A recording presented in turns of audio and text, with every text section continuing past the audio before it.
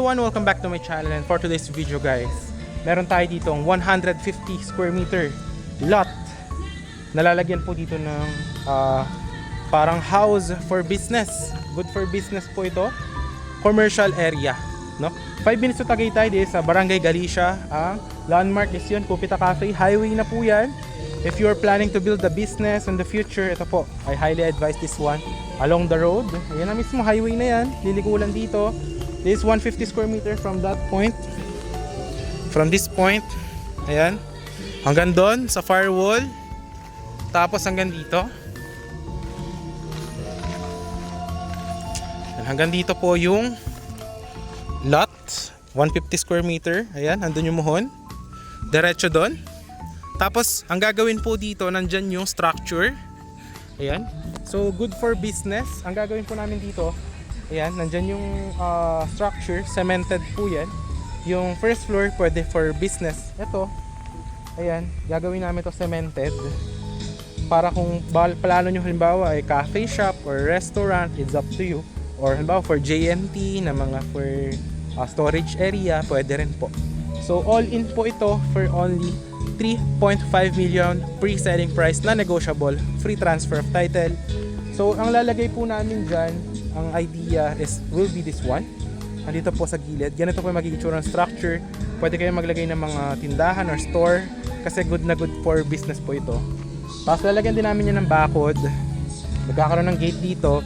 Tapos ang idea kasi yung baba na floor is for business, yung sa second floor yun is for the residential, pwede yung tulugan, it's up to you. Pero ayan, ito siya, yung lote. Ayan, tingnan nyo po. Ayan, malaki to actually. Diyan gagawin yung structure, didikit sa firewall hanggang dyan. Tapos hanggang dito. Ayan, ito po yung magkakaroon ng cemented na structure natin.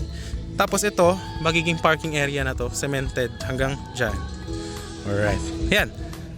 Tapos, hindi naman to diretso na 3.5M babayaran. Ang down lang po dito is 1.5M, tapos contract to sell.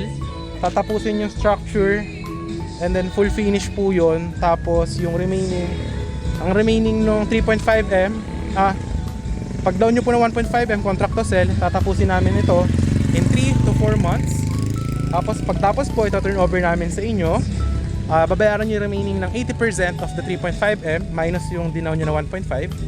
Tapos, deed of sale, tira nyo na po, gamitin nyo na yung property or lagyan nyo ng business, it's up to you. Yung 20% remaining po, sa title na po siya. Bakit ko sinasabi na good for business ito? Ito po kasi, ayan, ito siya is highway na to. Ito, papakita ko sa inyo. Ayan. Napakaganda kasi ng location niya. May kuryente, may tubig, may internet. Ito, yung bumili nito, ginawang pong buy and sell na sasakyan. Tapos, bakit siya magandang commercial na business or bakit siya maganda na commercial investment? Kasi ito na yung highway. Ito, may coffee shop din. Ito. Ayan o.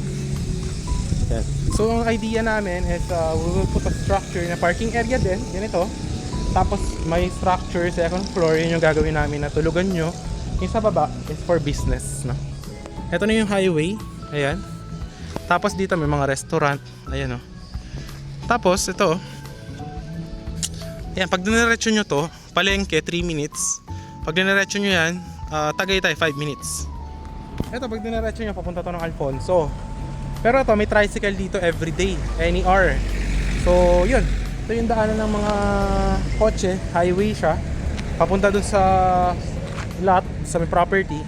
Ayun lang, maglalakad ka lang. So for business, cafe, restaurant, or JNT Express, depende sa inyo kung anong gusto nyo gawing business. Ideal siya, no? Napakaganda ng location, very accessible and affordable, no? At the same time, malamig ang weather. If you are looking for a retirement property, I highly advise that one. So yun, 3.5M, ganun yung magiging itsura ng structure. Ayan, so if you are interested, gusto nyo makita, nandiyan yung Viber WhatsApp ko, no? Para masamahan ko rin kayo ma-check yung property. So yun, I highly advise this one, napakaganda po.